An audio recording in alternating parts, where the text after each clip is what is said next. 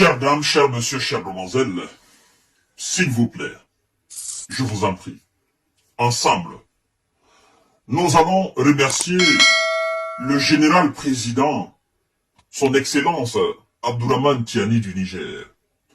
Nous allons ensemble remercier les nouvelles autorités nigériennes, donc le CNSP et le gouvernement nigérien. Parce que le Niger vient de faire encore montre de panafricanité. Oui, le Niger vient de donner, d'administrer une dose de leçons de morale à son puissant voisin qui est le Nigeria. Mesdames et messieurs, dans un passé récent là, nous avons vu combien de fois le Nigeria a été cruel envers le peuple nigérien. Nous avons constaté combien de fois le président Bola Tinubu a pris des décisions inhumaines contre le Niger. Et c'est ce Niger qui accueille aujourd'hui les bras ouverts. Le Niger accueille aujourd'hui, avec tant de chaleur humaine, toutes ces populations nigérianes du Nigeria qui fuient le Nigeria et qui entrent massivement sur le territoire nigérien, sans document de voyage, sans pièce d'identité, rien.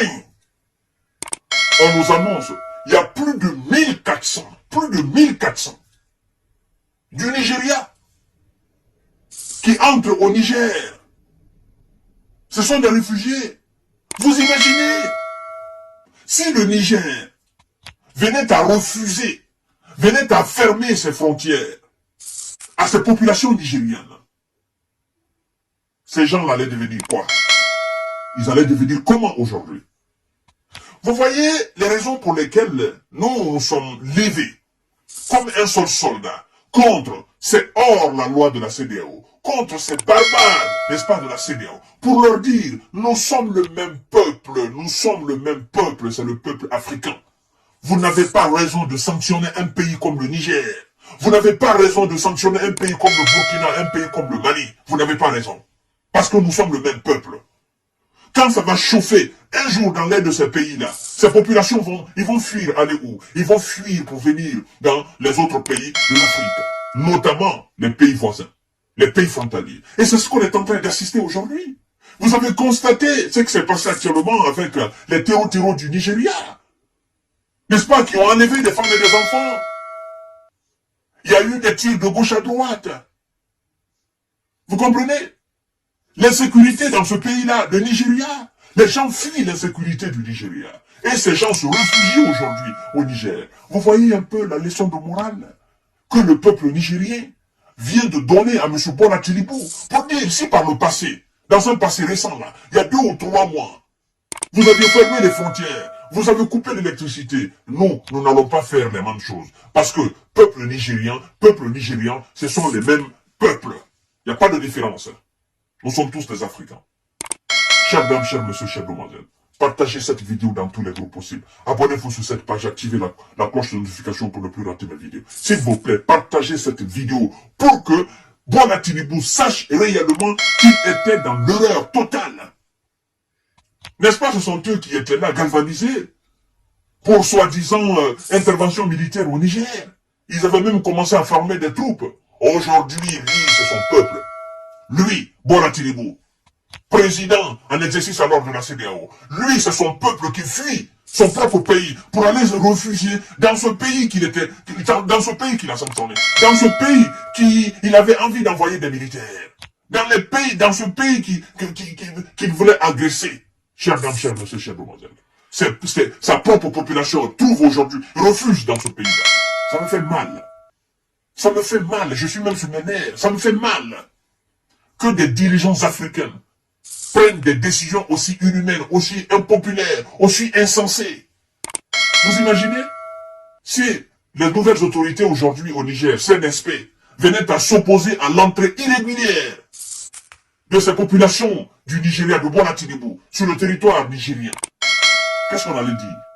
Nous autres, on allait condamner M. Abdourahmane Tiani pour dire non, les populations n'ont absolument rien à voir dans l'inhumanité alors des responsables de la CEDEAO.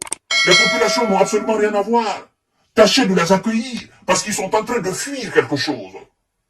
nous allions condamner Abdourahmane Tiani. Mais il a été panafricain. Il a été visionnaire. Il a été humain.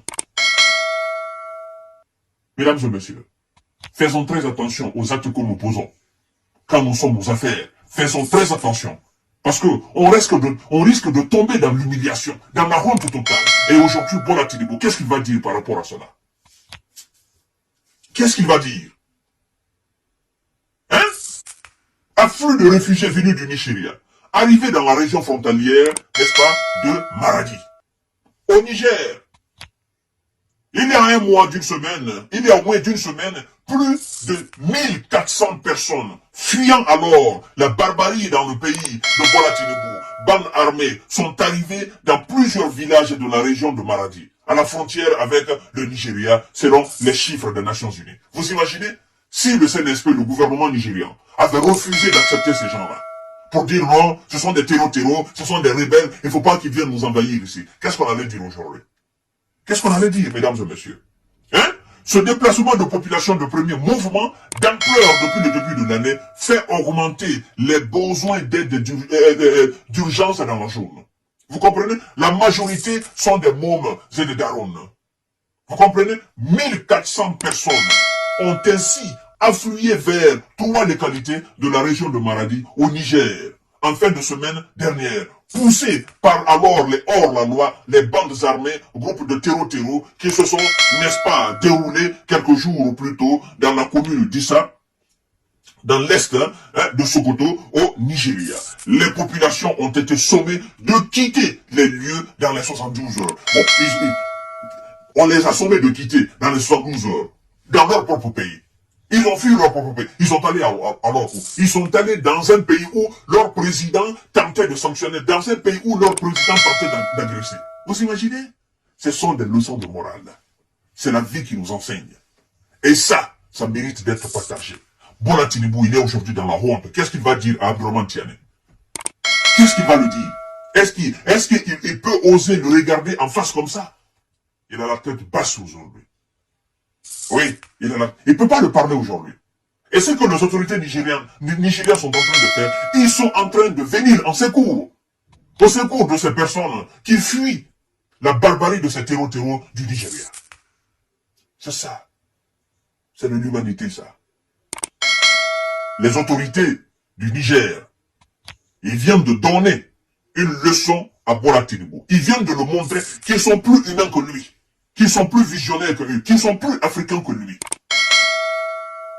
Mesdames et messieurs, c'est très important. Partagez cette vidéo dans tous les groupes possibles.